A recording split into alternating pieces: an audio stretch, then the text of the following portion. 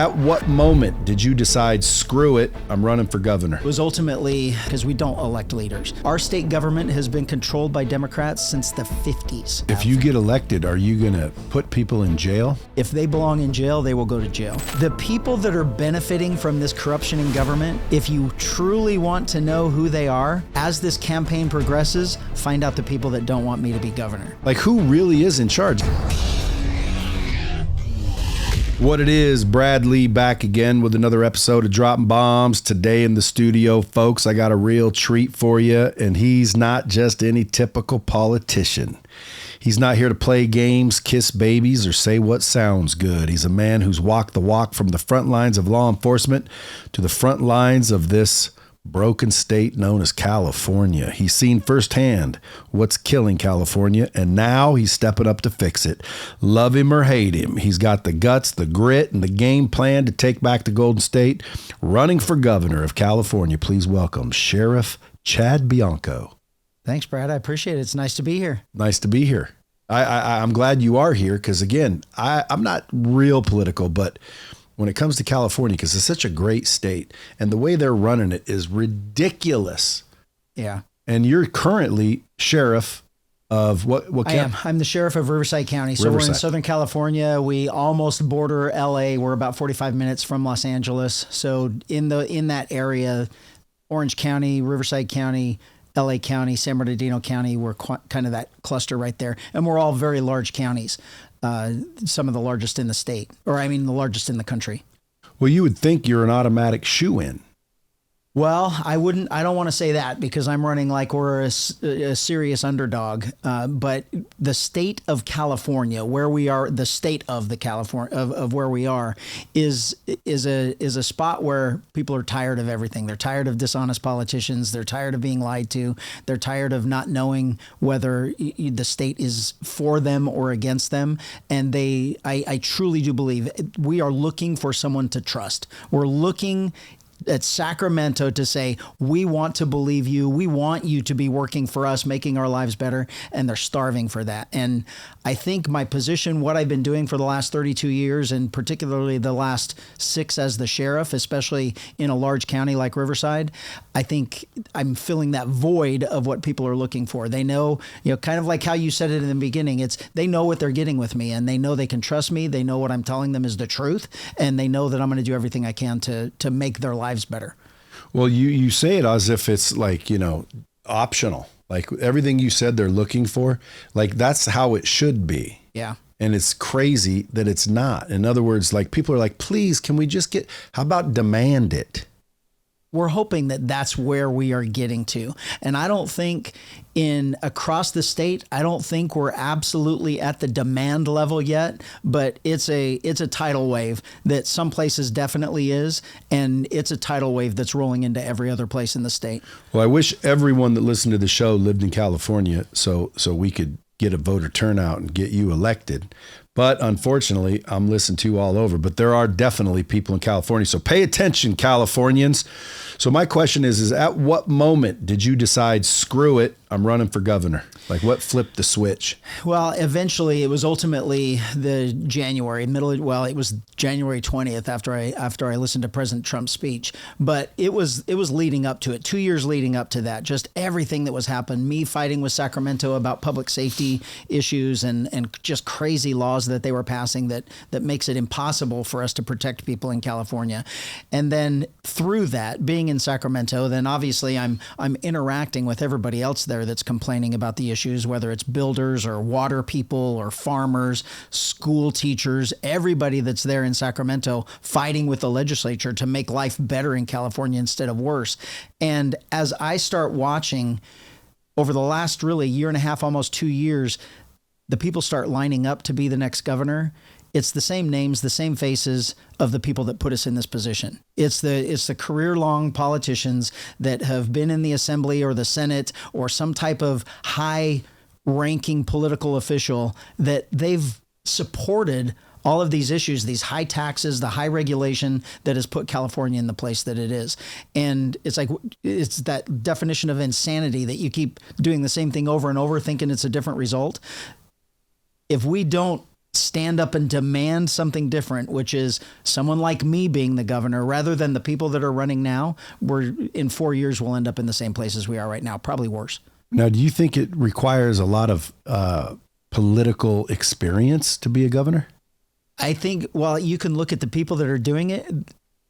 No. I mean, that should be a resounding no. It doesn't take experience, because those experienced politicians are the ones that have lied through their career to get them into that position, to get people to vote for them, to convince them to vote for them. And I'm offering them 32 years of public service, the last 6 as one of the largest sheriffs in the country. And I've delivered everything I've said I was going to deliver on. And my leadership ability, which I think is a lot different than what politicians have, because we don't elect leaders. We put them in leadership positions, but they certainly are not leaders, and they're proven over and over that they're not leaders.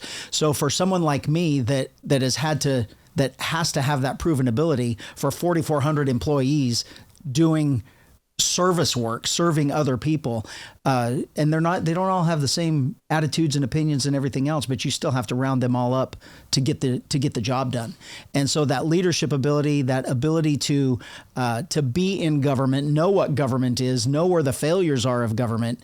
There's not going to be anybody else on this ballot that has the qualifications that I have. So I don't know what it takes to qualify as experience for governor, because no one's been a governor, but leadership ability, there's not going to be anyone like me. Well, are you familiar with how it works? So like, let's say the day you get elected, do they just start bringing you problems and you're like, let's do this.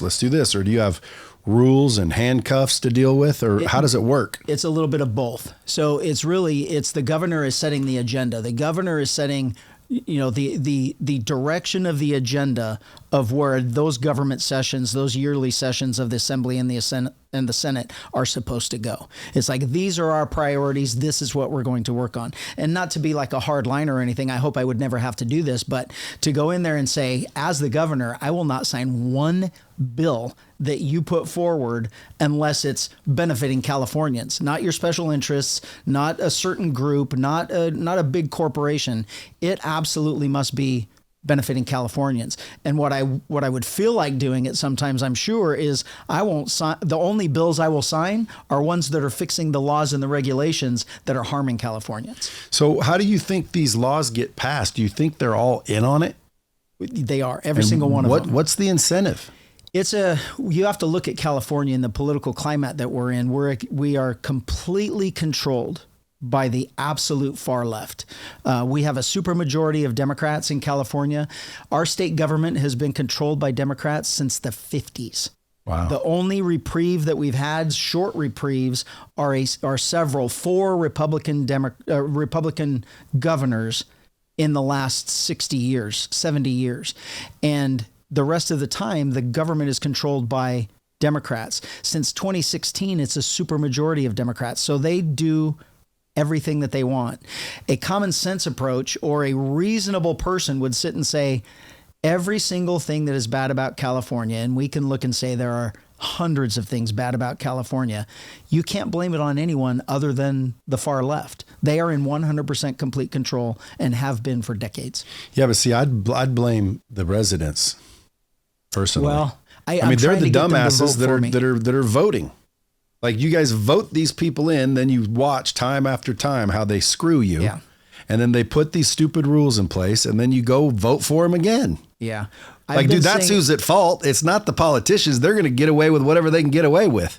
Ultimately, it is. And I can blame that on several things. Number one, it's apathetic voters. They don't pay enough attention. They don't look into who they're voting for. But at the same time, most people are good people. And a good person, until proven otherwise, trusts things. They trust what they hear, they trust what they see, and they believe that the news media and they believe that their politicians are being honest with them. And then that good person doesn't want to believe they were duped. So they don't want to say, oh man, I voted for that person and I regret it. So they just they struggle with believing that they've done something wrong. And I think that we've gotten to that point where everyone is saying, how in the hell did we get here and what happened?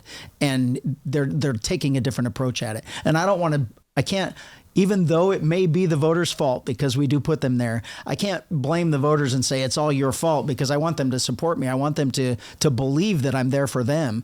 And so we're trying to appeal to that, to the reason and the common sense of people to say, okay, we've made many mistakes over the last several decades. Now's the time to fix it and make it right. Yeah, I wouldn't necessarily say it's their fault. I would say it's their responsibility. Yeah. Because again, I mean, they're the ones doing the electing, man. It's to me, it's just mind boggling. I understand making a mistake. I understand even making it twice, but repeatedly over and over and over. And I mean, watching your killer state, because again, dude, I've been everywhere trying to find some place as badass as California. There isn't. Yeah. California is literally probably the greatest state in the freaking union. And everybody knows it. The weather, the beaches, it's awesome. But the government is literally making it a toilet. I don't understand. I went to San Francisco one time and dude, that city was awesome. Went back. It's the whole entire places that I went smelled like urine. Yeah. And I'm like, dude, what happened to this city? And then I think, who's in charge? Like, who really is in charge? It's not the governor. I mean, technically it is, but like there's city officials that are not doing their job. Like, who's holding who accountable and who's like tolerating this? It makes no sense. Yeah. If you go back in the annals of politics and you look at old articles and you look at old speeches and listen to them, they described how they were doing it. They described that in order to stay in power, you create a problem and then come up with a solution. So we are living that in California.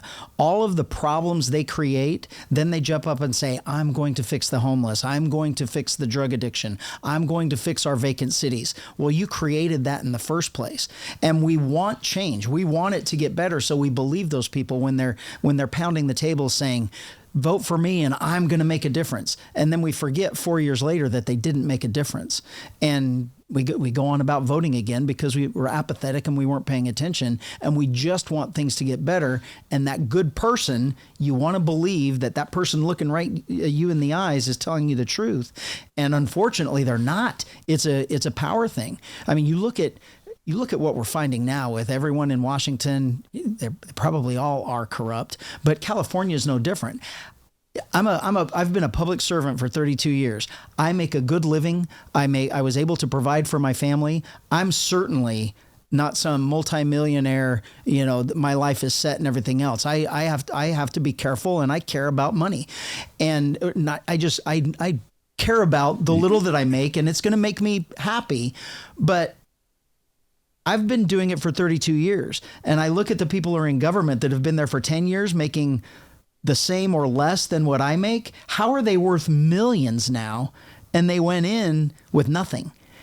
It is Payoffs. Corruption. Yeah, it is deep corruption. And I think that's another thing appealing to me is people are hoping that not only are they going to send somebody honest into Sacramento, they're sending a lawman into Sacramento to clean up the corruption. And quite honestly, it's going to happen. That's the mentality I have. If you get elected, are you going to put people in jail? If they belong in jail, they will go to jail. And I say this all the time about anything. How you make changes is you make an example out of somebody. If you can't just say, oh, you can't take those kickbacks anymore. That does nothing. If you throw that person in jail for the kickbacks, all the rest of the people taking kickbacks are like, oh, I guess kickbacks are off limit now. Yeah. And that's what's going to happen. If there's been embezzlements, if there's been frauds, if there's been, which we know there is, I mean, you can't lose billions of dollars, billions of taxpayer dollars and have absolutely no idea where it went without major fraud. Yeah, because they're all in on it, which is why they keep getting themselves elected, because if anybody else came in, they'd be screwed. Yeah. I've said this. The people that are benefiting from this corruption in government, if you truly want to know who they are, as this campaign progresses, find out the people that don't want me to be governor. The people that don't want me in the governor's office are the ones that are benefiting from this corruption. Yeah. Well, that's why all citizens should rise up and like, again, what's the worst that could happen? Yeah. Shit gets better. Yeah. Or shit doesn't get better. Well, dude, it's already not getting better. And I promise you've already had years to figure out what it's going to be like if you're not elected. So you've seen California's problems up close. What's the one thing media and politicians consistently lie about? There's not one thing. It's law enforcement. It's the bills that are being passed. They pass these bills that are anti-public safety that make it difficult or impossible for us to keep you safe, to keep people in jail or keep people in prison that are victimizing us. And they do it in a little silo, in a dark little silo, and nobody ever shines light on it. The media knows it's happening, but they don't tell the people. Do you as law enforcement get notified, oh, by the way, when people steal shit now, don't arrest them? Well, no. I mean, we're not specifically told that. We just know that more than likely there's not going to be a consequence. So we can always arrest them. We can always take them to jail. But in California, they've made everything a misdemeanor. And by making everything a misdemeanor and forcing all state prisoners into county jails, we don't have any place to house misdemeanors. So a dirty little secret in California is no jail. You don't go to jail for a misdemeanor. So all these misdemeanor crimes is just really a slap on the wrist and a free pass to just keep doing what you're doing. Is that what it's like right this second? Yes. So if I drove down to California and walked into a store and snatched something and walked out broad as daylight, you'd get nothing a ticket. happens. You'd get a ticket, if anything. So the problem with California is it's gotten so bad. It's just a cost of doing business for the stores. They don't even report it anymore. Because don't they just move? Well, that's what's happening. The businesses are closing, box stores are closing. I mean, all the Walgreens and everything else. A pharmacy that's supposed to be the centerpiece of communities. You can shop there, you can get ice cream there, you can get all your medications there. Those are all closing because of the rampant theft. And as law enforcement, how do you feel about that? If I were law enforcement, dude, I'd be pissed. So my job as the leader of our organization is more of maintaining morale of my deputies than anything.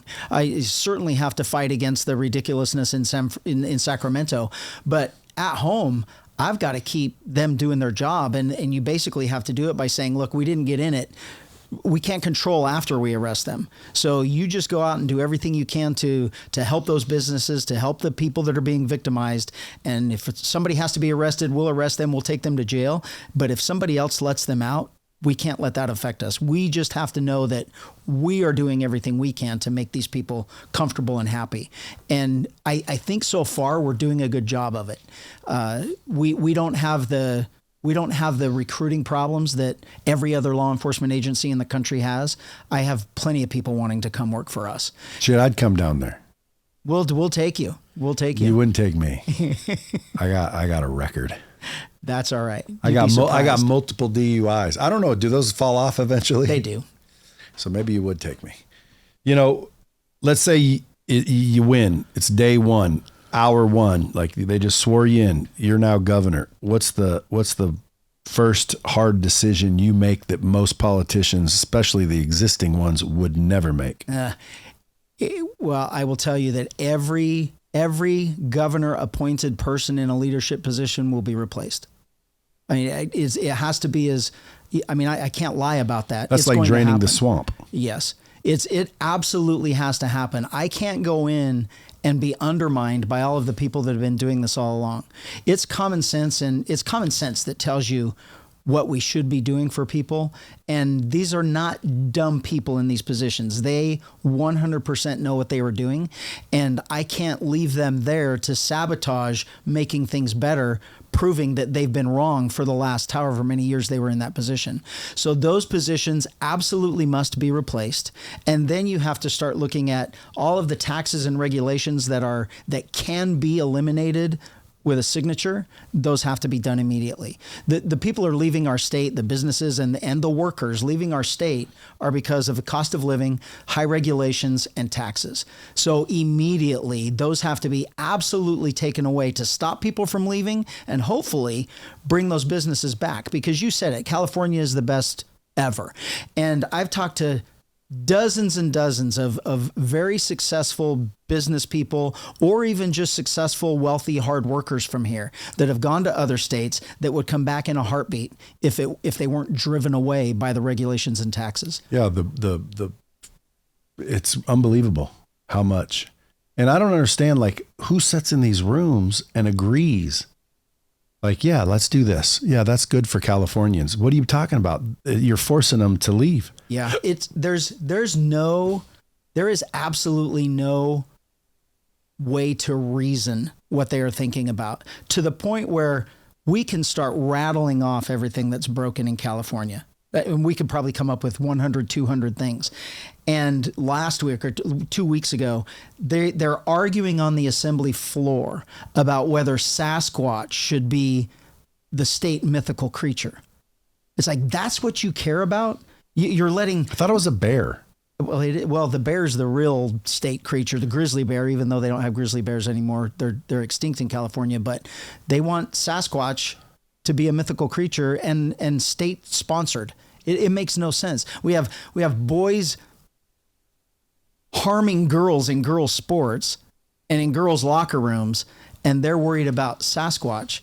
And it's bizarre. There's a bill right now that they want to make all drug paraphernalia legal. So legal? If you have crack pipe, legal. It's illegal now. It is? Yes. Well, then let me ask you a couple of questions. This is my favorite subject because I've just heard the rumors. I don't know that it's true. I was told that in California, if you have a drug problem, they will give you the paraphernalia and a place to do it, so it's clean and safe for you. They will. And right now it's violating laws.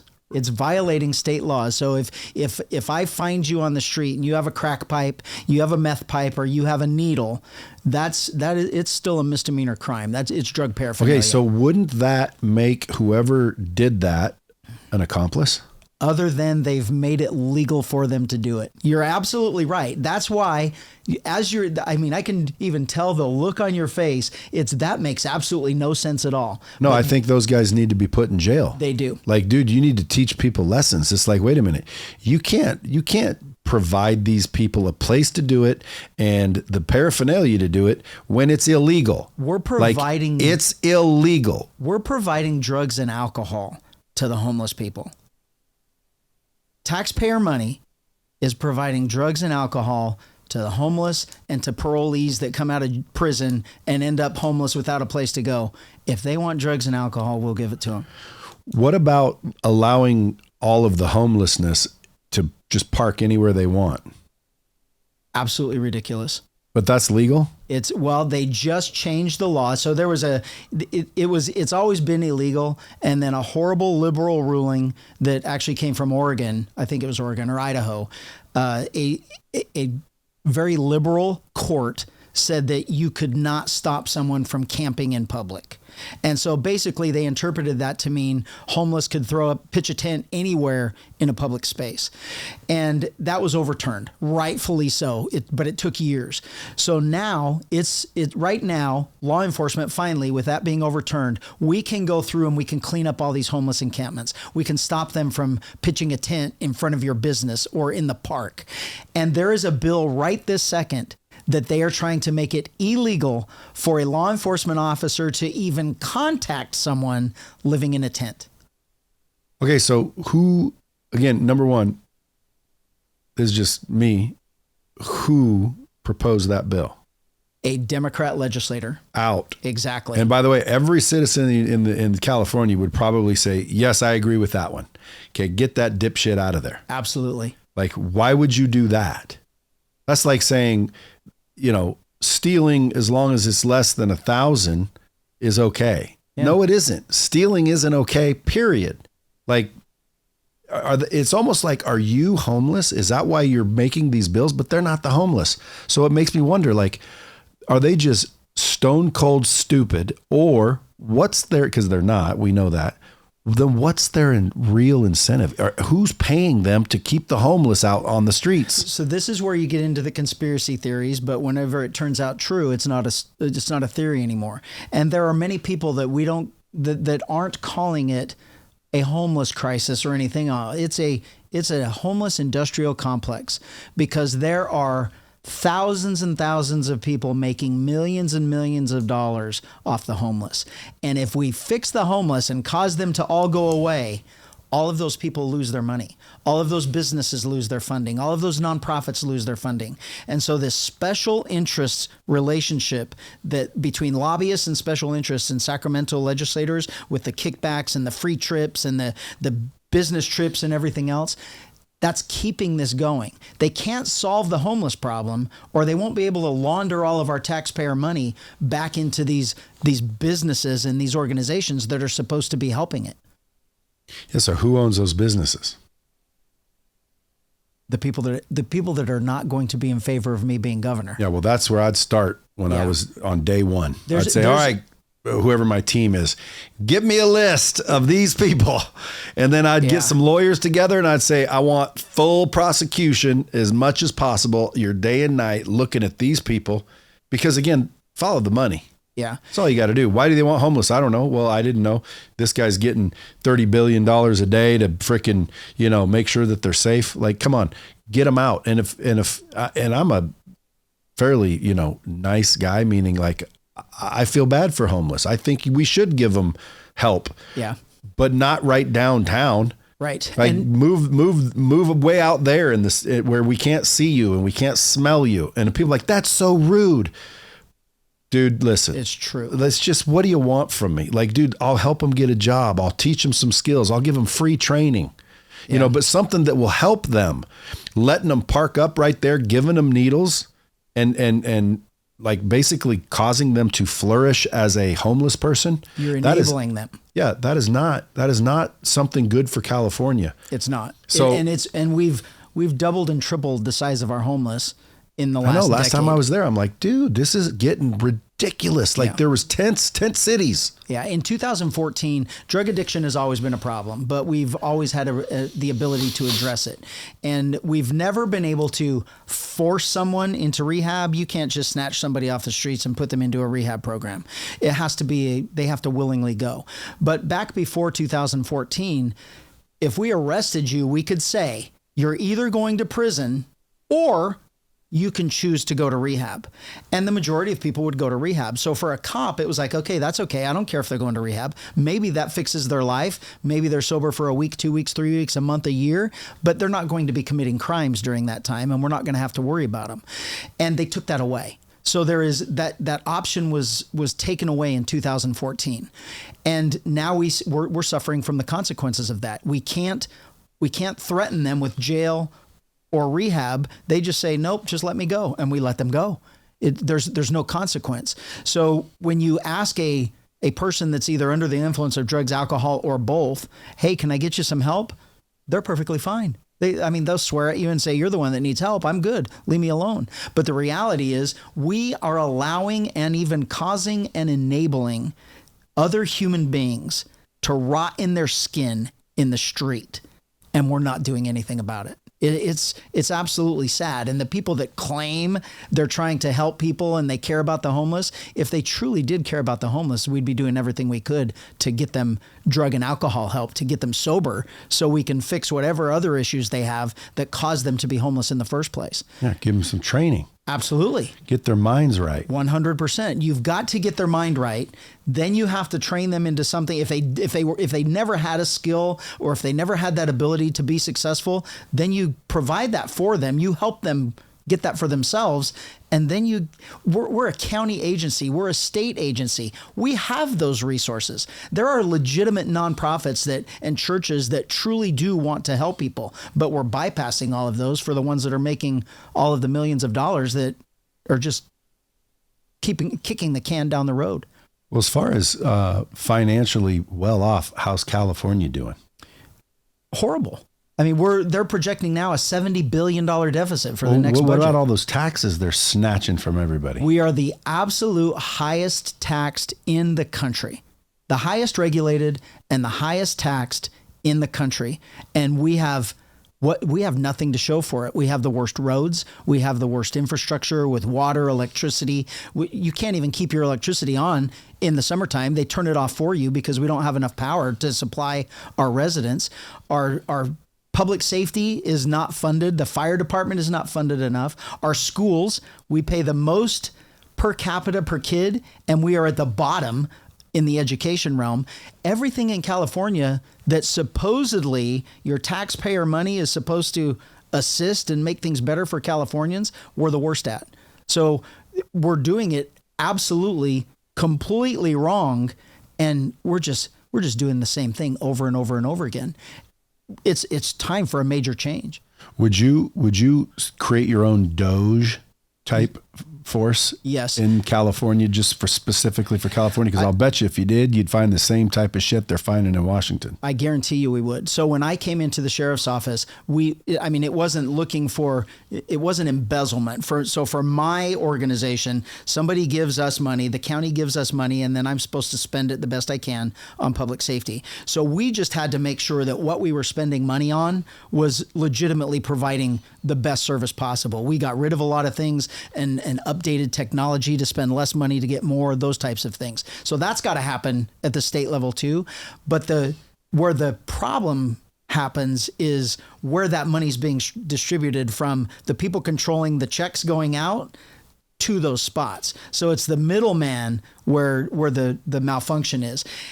And what I'm taking in there, which is different than what Elon is doing. Elon is going into all of the things he's doing with find the waste and eliminate the waste. That's all great for me, but I still have 32 years of, if it's illegal, somebody's going to jail. I mean, that's how I protect people. Yeah, and that's how it should be. Is if you've done something illegal, you're going to pay the price for that.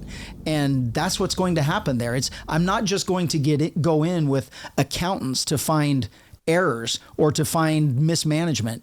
I'm going in there with my mentality of find out what happened, and if there was a crime behind that, someone's being held accountable. Are you going to guarantee that? Like you're going to enforce that? 100%. See, that's another reason why they're not going to want you elected, especially with that promise, because now I'm extra scared if I'm one of those criminals. So what I'm hoping is that's where voters and Californians are fed up. And that's what they want to happen, because the people that are if you are a legitimate public servant in government, you absolutely want what is best for your constituents, the best use of taxpayer money and all those things. So you don't want fraud. You don't want waste, because even if you're more in the liberal mindset where you want a lot of money going toward a legitimate good project, if there's no money for your legitimate good project because it's all being wasted over here, you should want that waste or stolen. You should want that accounted for, and you should want that taken care of. Yeah. So all of the men, the women, and the corporations, the entities, the special interests, the lobbyists who don't rally behind me and say, that's what we need to fix this state, they've got something to hide. Yeah, they're guilty. Yeah. What powers does a governor have? He has a lot of power. Number one, you're setting the tone. You're setting the agenda. You're setting the mission. You're setting the direction of where the state should go. Number two, you set the budget. It's the governor's budget. The legislature still has to vote on it. They still have to approve it. But it's my priorities. It would be my priorities of where this money's going. For instance, what's their budget though? Budget's about $230 billion. Billion. You know how far that would actually go if someone were to actually use it properly? Oh, yeah. You might even have a surplus. The regular person can't fathom it. The regular person can't fathom $1 billion. Yeah, but you have $230 billion. Yeah, which unfortunately, when there is that much money, it's easier for the people skimming it off the top or off the bottom or wherever it is that they're taking it from, because it's too hard to notice. Yeah. Well, how do you fix that? The budget process. Accountants? Accountants, but I'm going to have to know where money's going. For instance, there will be absolutely zero money going to the train to nowhere. I mean, this stupid bullet train that is just wasting billions, $100 billion of California taxpayer money in between two cities that no one really wants to use a high-speed train for. It's a complete waste of money. Why do we keep doing it? The egos and the narcissism of the people that are in office and the people that are leading our government to not be able to say, holy crap, we made a mistake here. We need to pause this. Let's put it on hold and let's make some adjustments. They just keep doubling, tripling, quadrupling down because they don't want to admit that they were dishonest or that they made a mistake or that they did something wrong. That train is a complete waste of money, and we should not be spending one more dime on it. So, like, you'd think governors have a lot of power because some of them tell the president to basically F off. Yeah. Well, in our case, the whole idea that you create your own problem to solve it, to make people like you, is what we're living. Our state has been completely destroyed, arguably there's been many that have done it, but the leader of the group right now is Gavin Newsom. And he's coming out now that he's going to all of a sudden be toward the middle, and he's demanding that things get cleaned up. He's demanding that some regulations get taken away. Why didn't you do that before it became a disaster? You had the power, but he's only doing it right now that he's running for president in 2028. Is he for sure? Oh, that is 100% been his agenda forever. He thought he was going to be able to do it this last election, but we saw all that go sideways. He was posturing for it, and dude, there's no way he would be elected a president of the United States now. No. And again, I should take that back because there's some stupid people in this country. So in the political world, the idea was for him to be last year. They were posturing for it. Him right alongside Biden and him traveling the country and propping up Biden and saying how the Democrats are doing so good. And it was supposed to be for him to take that spot. And then everything went sideways and changed because they realized California is hurting so bad. California is the laughingstock of the country. There is not another state that says, I wish we were California. New York, maybe. Maybe you might have a point there, but Newsom is in charge of that. So never would the rest of the country vote for Newsom. So they had to send him back, sacrificial lamb Kamala Harris, because it didn't matter with her, and try and remake him for the next presidential election. So Newsom is going to be a front runner for the next presidential election on the Democrat side, but he's got 2 years to remake himself. So he's now not going to win, though. He's not going to win. We're going to see right through him. I could be wrong, but I'll bet you anything. I'll do you a little fun bet. He won't win. There's no way he's going to win, but I will tell you he's running. Yeah, he might run.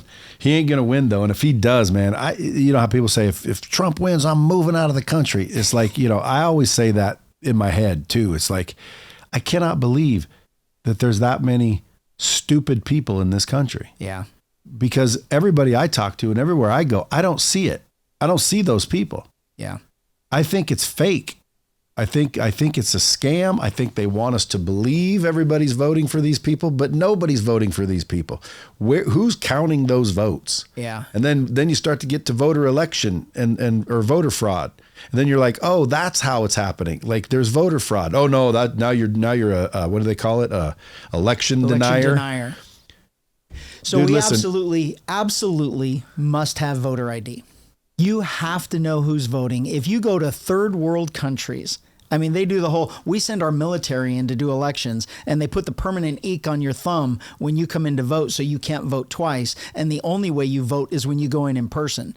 So if that wasn't the way to vote, why would we be doing it in third world countries that we're trying to help? So in our own country, they want something completely different. They don't want you to know who's voting. They even want people that are here illegally voting, which makes no sense that some foreign country can come in and vote and change the United States just because we won't do voter ID. It's bizarre. Aren't they changing that? I think some states are. I think Trump's trying to make it federal. Trump's going to change it federally, which will really help all of the states, particularly California, because we don't have voter ID. But in that presidential election, if you want to vote for any federal officer, whether it's going to be a senator or a congressman, you have to have ID. So you can't go into vote without an ID. So even those down ticket ballots that are on the state level, quasi voter ID, because you're going to have to get your federal ballot, you're going to have to show that ID. You need ID to buy beer. Yeah. Like, why isn't voting more important than beer? Yeah. You need ID to drive a car. Yeah. It makes zero sense.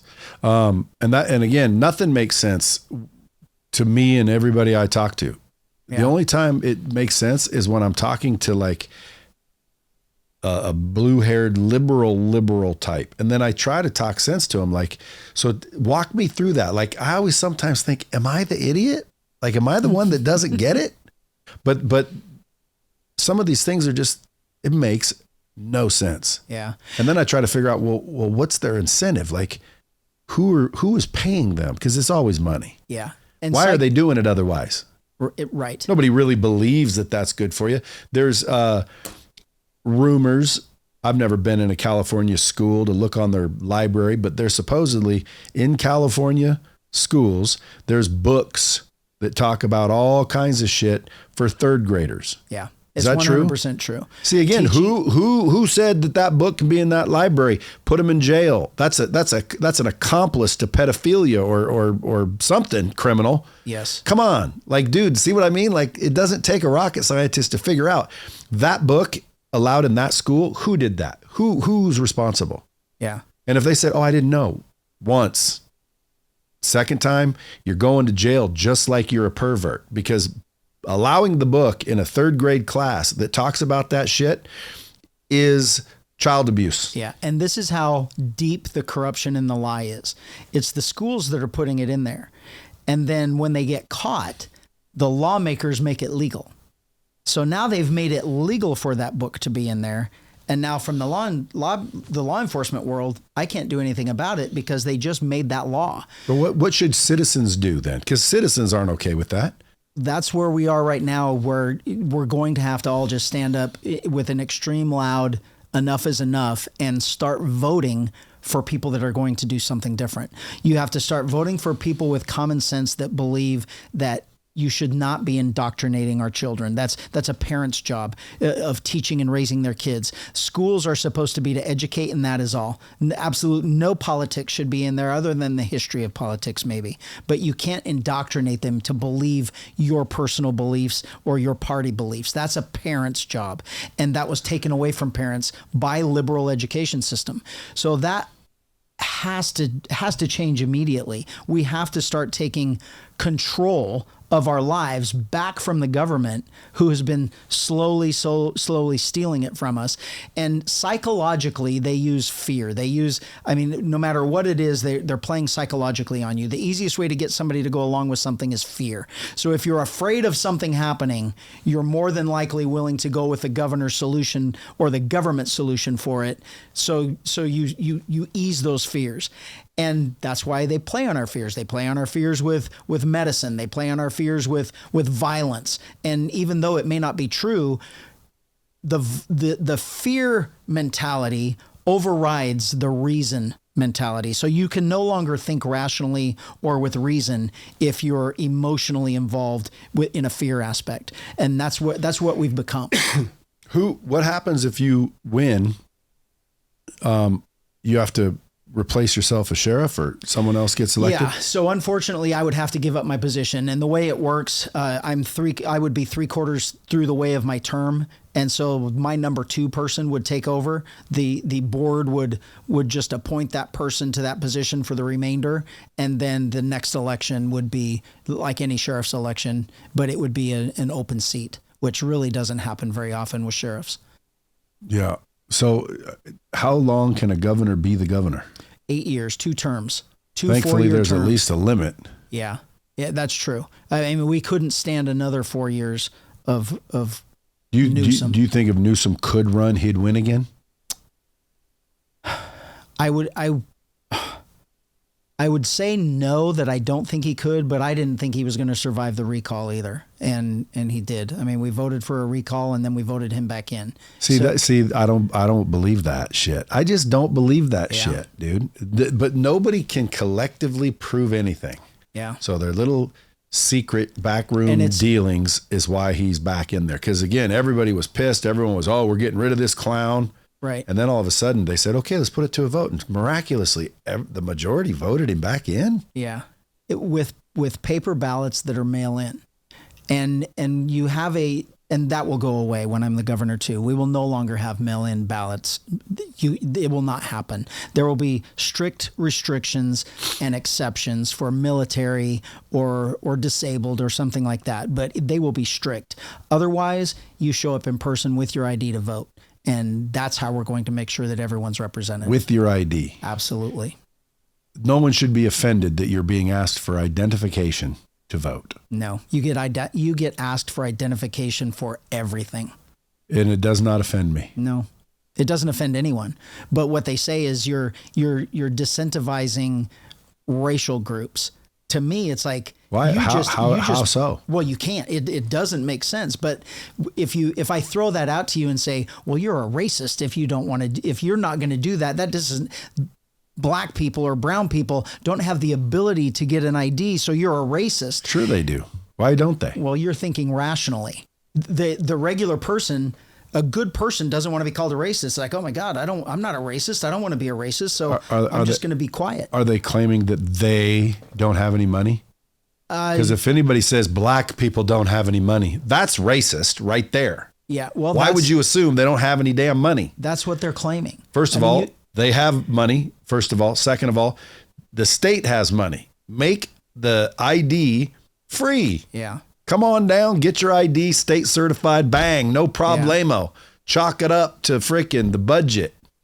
Yeah. Who cares? It's certainly not. It's something that has to happen, but there's no rationale behind the argument of not having it. So they have to throw something else out there just to muddy the waters, to get people to, I don't even want to talk about it, or I don't want to care about it anymore because I don't want to be labeled as something. Instead of saying, wait a minute, that makes absolutely no sense.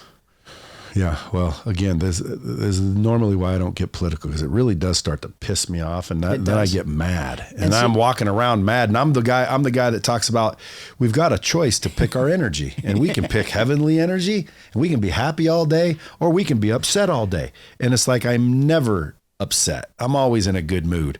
Nothing really bothers me until I start talking about stupidity. Yeah. It's not government, it's stupidity, but that's one and the same in a lot of cases. It's turning out to be the exact same thing. And I honestly have to say that I think that's why people are gravitating towards me in this campaign. I'm offering them common sense. I'm offering them reason, and my solutions are not it's not something I made up. We all should believe this. It doesn't take, we're not sending rocket scientists to run our government. We're supposed to be sending reasonable people that care about other people to make decisions to make the greater good better. Yeah. And that's what I'm offering. Certainly isn't for myself. If this was for myself, Denise and I would pull the plug, and we'd find a state that we agree with, and we'd leave California. But the bottom line is we love it there. Everybody does. Like, I'd live there if it wasn't such a shithole.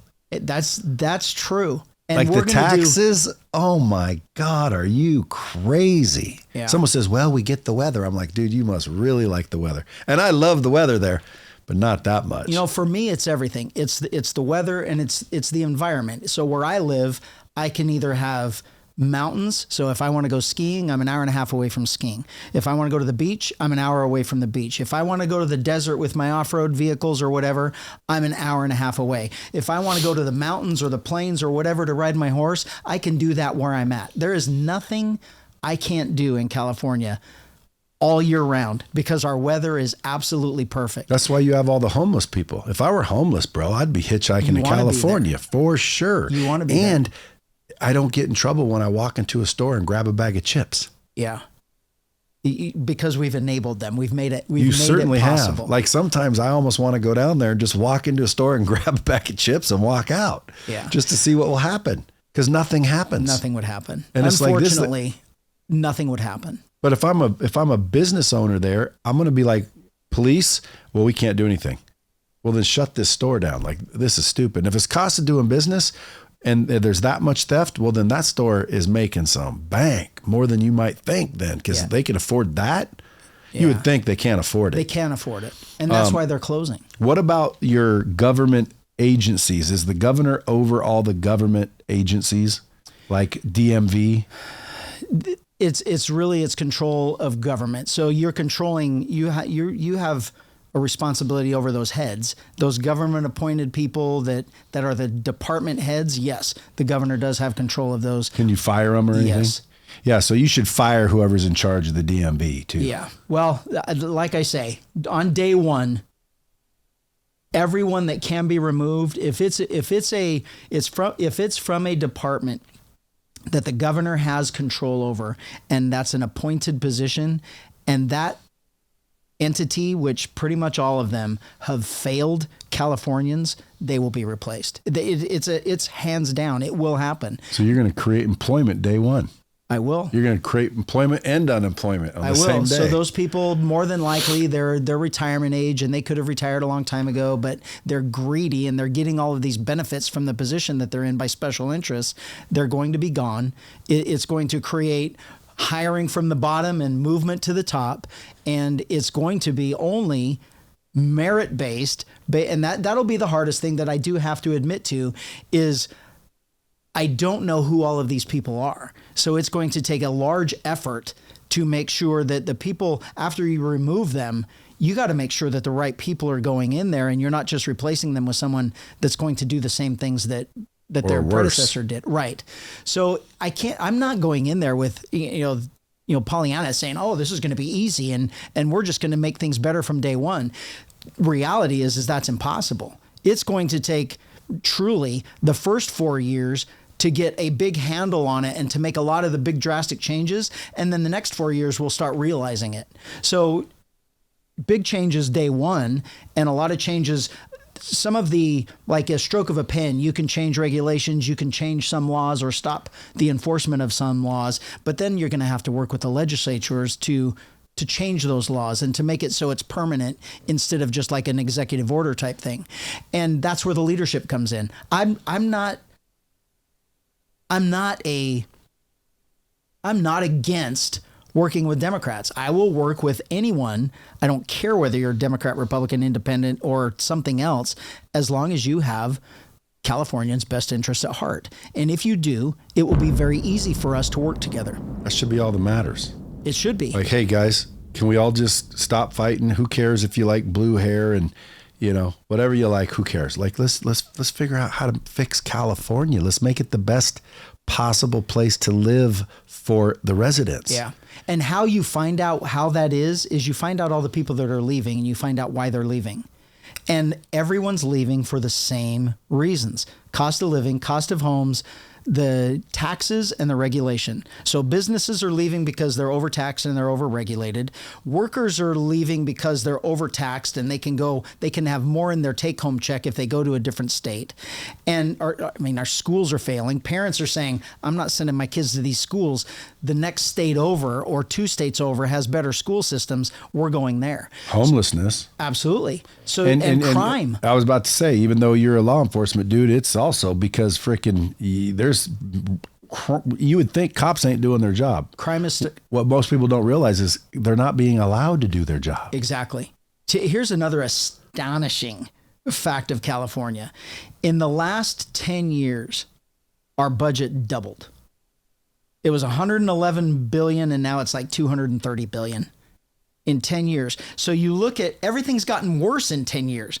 Our roads got worse, our energy, our water infrastructure, our public safety, crime is through the roof, homelessness is through the roof, price of homes is through the roof, and our state budget doubled. But isn't that, consistent with Democrats? Like, if you go look around, and again, that's just looking at the facts.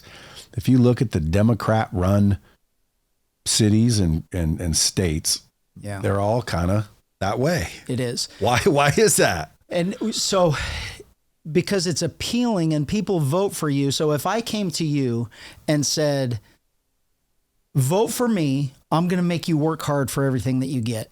Or I'm going to say, vote for me and you won't have to work. I'm going to give you $3,500 a month. Yeah, that would work once. Until you get comfortable with the $3,500. No, until you didn't give me my $3,500. Oh, well, they're giving it to them. I mean, there are people. Yeah, but you would think that everybody down there is on welfare then. Yeah, you can't live on welfare and survive there. 30% of the state, I think, roughly. Well, how do they survive? Everything's expensive there. We're not surviving. I mean, that's the whole idea. We're failing. We're absolutely failing. And other states are not as bad as California because California has been doing it longer. The Senate and the Assembly since 1956. And full, complete control since Schwarzenegger left in 2006 or 8, whatever it was that he left. Was it going good when he was there? It was okay. I mean, he stopped the downslide. So you're going downhill. It was going downhill with why there was a recall. And then he gets in there and it stabilizes. And there were some things that we made better. But then, I mean, he was only in there for 2 terms. And now we've had 2 Democrat governors since then that it's just been steady decline. Well, I was down there, let's say, I want to say 89, right around 89, 90. Mm-hmm. And man, it was nice. Mm-hmm. Of course, I was young and dumb and didn't know any better and was definitely not even paying attention to anything politics, but it seemed like California was like sweet back then. Mm-hmm. Who was running shit then? Republican governors. Was it? Mm-hmm. Because again, if the Democrats were running it then, I'd say, okay, well, maybe again, I'm wrong. But if you ask me, if I live in California, I'm voting Chad myself instantly. Why? Number 1, because you're a lawman, right? Number 2, because you're a Republican. And number 3, listening to you, you got common sense. I think that's what I'm offering people that's appealing is I'm no different than everybody else. We all, if you go into any conversation, any restaurant, any bar, you can have a legitimate conversation or argument with somebody based on common sense and reason. We all think relatively the same with a few minor things on the fringe that we might not agree with. But the rest of us, we can sit here and have a common sense conversation. And that's what doesn't happen in California. So it's appealing. I'm appealing to them because all of my solutions are common sense. They're like, well, yeah, that makes sense to me too. Yeah. And I believe he's going to do it. Who or what do you believe is actually responsible for the state's homelessness? Drugs. We can go back. We've always had, I mean, even when I was a little kid, they were called hobos. It was the guys that, and sometimes girls that they just didn't want to work. They didn't want to live by rules and they just traveled the country by train and they stayed wherever it was. And we've always had them. That's because of the weather. That was all across the country. I grew up in another state and we had them there. Yeah, but not as many. Like, dude, if you were a bum right now, you'd go here. I'm heading to Cali, bro. Yeah. Like, dude, I'm heading to Cali. There's a lot of, it's not a conspiracy. It's a fact. Orange County, Irvine, the major medical world brought a lot of people from the entire country in the 90s and 2000s and early 2000s for psych medication. And they brought them all here for these psych meds. And then all of a sudden it dried up. And now all of these people are all whacked out of their mind, or they have mental issues, or the meds caused them issues, or they got addicted to drugs or whatever the case may be. And then it all went away. But that brought all of the homeless to California for it. And then they were all, they were either caused the homeless when they lost everything because mentally they were no longer capable of functioning, or they were homeless in other places and they came here for the treatment, whatever it was. But then you go back to 2014 when drugs and alcohol, when they legalized drugs, basically they took drug possession. All drugs used to be a felony. And in 2014, we made them all a misdemeanor. And I already said there's all of them.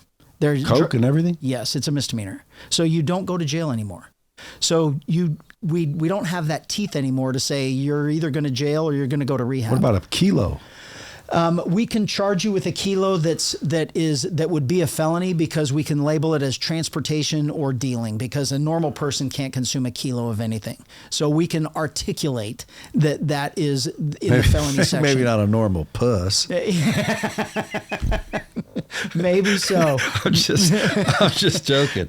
Maybe so. Hey. But when you go back to 2014, you can directly correlate the legalizing drugs and the homeless issue, and it's a straight up increase. From that day, it's an increase. And I say all the time, we're not going to fix homeless until we call it what it is. It's not homeless, because all of them had a home at one time. They were kicked out of their home for either the drug addiction, the thieving, the mental illness, or whatever the case may be caused by drug addiction. I say it's a drug-induced psychosis.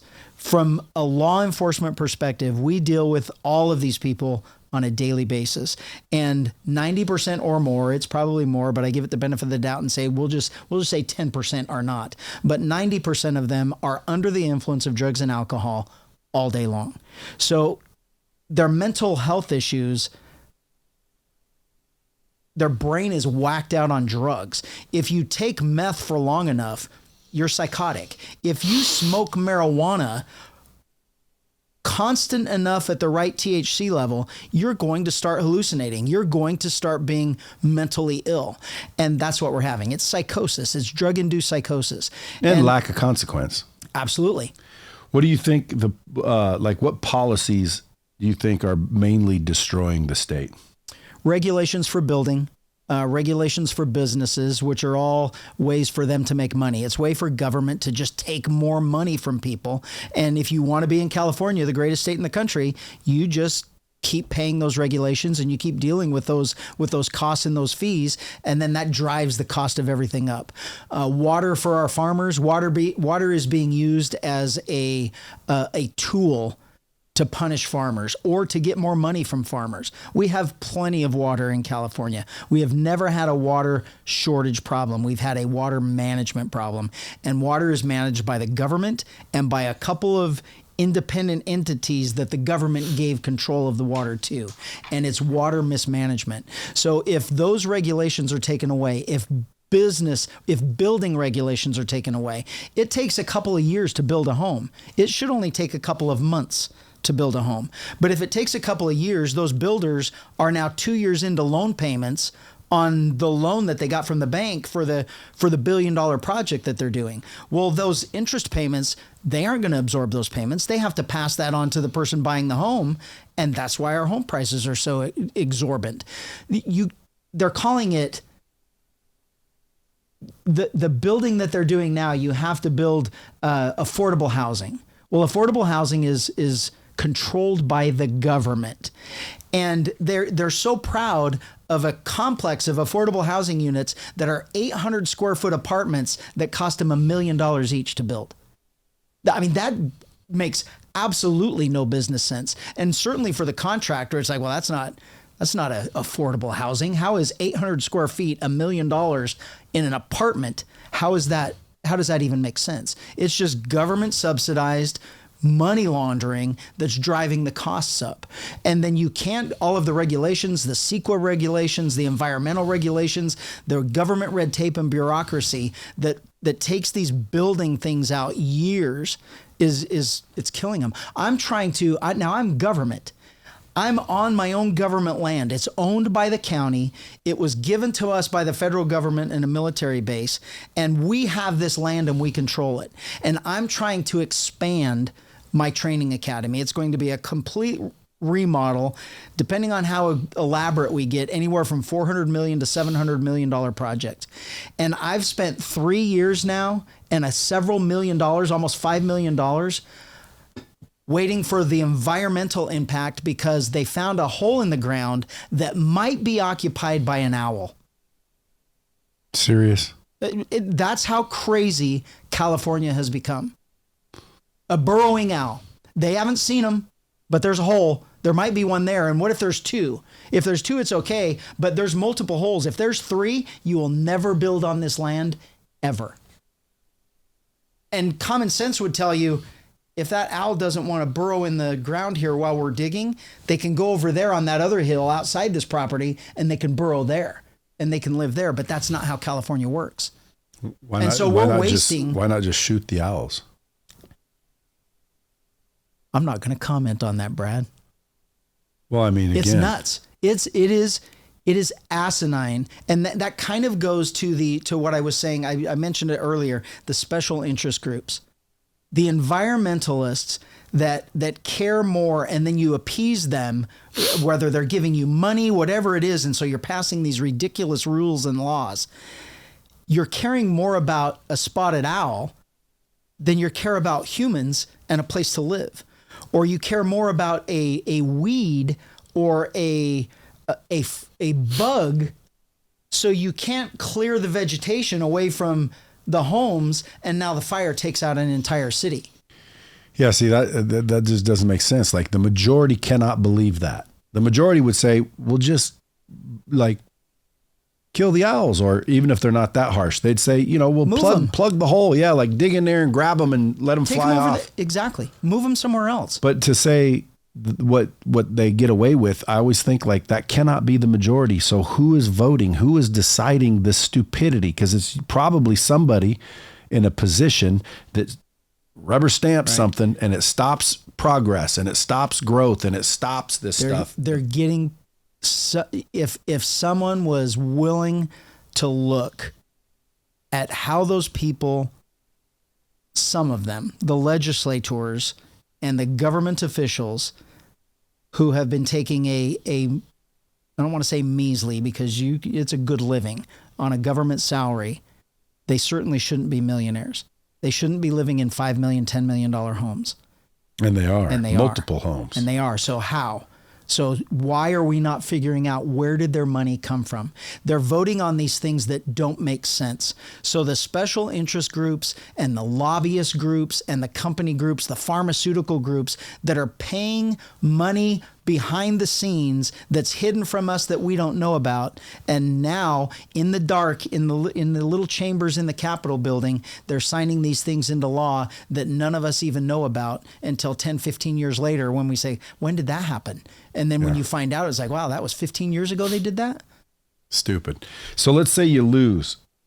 What's the one thing that you would regret not saying to the people of California?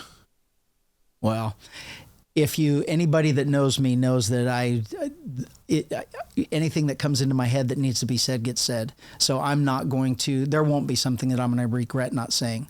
I'm going to let them know what the truth is. I'm going to make sure that people are held accountable.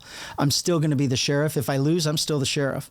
And I will still be in that position to be in Sacramento, to be pointing out the hypocrisy, the illegal activity, potentially illegal activity, and the cowardly way that they are running this state. See, folks, if you're in California, do yourself a favor. Get smart. Pay attention to who's running, what their backgrounds, what they think. Share this episode with anyone you know that lives in California. And folks, if you are listening to this in California, what's the day they need to get out and vote? The election is not until the primary is June of next year. June of 2026 is the primary, and November of 2026. So for my campaign, this is a campaign till next June to get us into November, and then we're going to take back Sacramento. Folks, and then anybody that's listened to this that has their own podcast, because I know a lot of you some bitches listen to mine to get guests, get this guy on your show. Let's get this guy out into the public. I mean, you're already in the public, but I would just say, like, everyone in California needs to hear your position, because I think if they did, there's no way you're not going to win. And I would think that there was something criminal going on if you don't. And that's what I'm worried about. Like, doesn't matter what you say, doesn't matter who votes for you, bro. There's a scam going on, and they got a lock on that shit. Yeah. And that might be the truth too. That's what's scary. It is scary, and I don't want to believe that. I don't want to believe that it's that dirty and that controlled. But if someone proved it to me that it was, I was like, well, I would definitely believe it. Well, dude, I want you to win, and I think everyone listening to this show definitely wants you to win. Folks, send it to your Democratic buddies. Send it to your blue-haired liberals. Send it to everybody, and get this guy a shot, and watch if your state doesn't get better. I thank you for coming in. Now, if you do win, I got to have some sort of connect with the gov. So if I get pulled over or something, I'm going to say, hey, I'm with the governor. There you go. We're going to make sure you have that. Fair enough. And if I can apply to be a police officer and pass the background, I'll go to police academy just to get the badge. I don't want to work though. I'm too old for that. But I would be a what do you call it? The volunteer. Reserve. Yeah, the reserve. So we have reserves. You go to the academy. You're a reserve. You come in. You work with deputies. We can either let you ride with a deputy and work with them, or sometimes if you go to the full academy, you can either go part-time or you can make it full-time, and then you can ride by yourself. It's completely up to you. And the reserves, we love having them, so we truly let you pick whatever you want to do. We need the help, and you're doing it for free. You're doing it because you would love it. That's right. Let you pick what you want to do. Is reserve for free? Yeah. Yeah, I would do it for free. We give you the equipment, but the pay is you're volunteering at least one day a month. I would. I swear to God I would. But do I have to live there for that? No. Okay, good. Yeah, count me in. Any volunteers, get a hold of them. Folks, go vote Chad Bianco for governor of California. Thanks for coming in. Until next time, keep it real, folks.